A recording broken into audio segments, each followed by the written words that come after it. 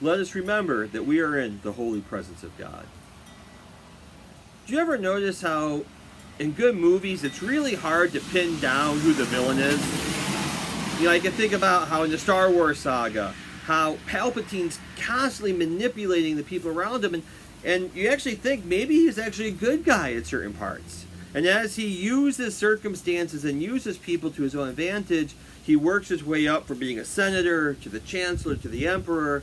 He's able to use the different political entities to his advantage as it goes from a republic to, it looks like he's with the Trade Federation, to the Galactic Empire, to finally the First Order, and how manipulative he is. And it's hard to know what's his ultimate goal, what's he really up to. He's sneaky, he's sly like that.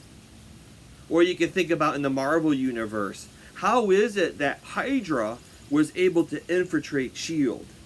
And it isn't until they're like, man, finally they realize they're all surrounded by bad guys. And I think this upcoming Sunday's Gospel kind of talks about how sneaky, the evil one or forces of evil can be. In Matthew chapter 13, Jesus gives yet another parable dealing with fields and farmers. The kingdom of God may be likened to a man who sowed good seed in his field. And while he was asleep, his enemy came and sowed weeds all through the wheat, and then went off. When the crop grew and bore fruit, the weeds appeared as well. His servants came to him and said, Master, did you not grow good seed in your field? Where then have these weeds come from?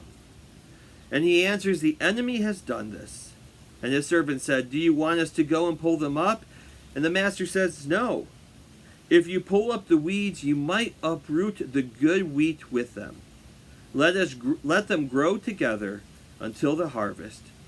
And when the harvest time has come, I will say to the harvesters, first collect the weeds and tie them into bundles for burning.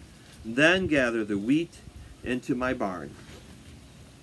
And Jesus goes on to explain how the sower of the seed is the Son of Man. It represents Jesus himself.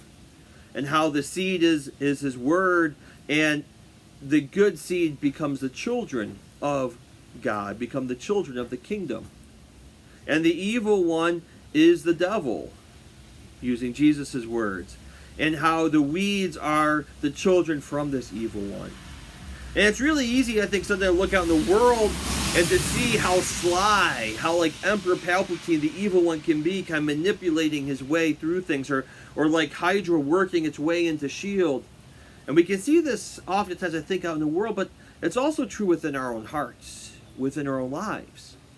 We can see how we have these conflicts within us, and it's sometimes hard to really keep in mind who is really the enemy.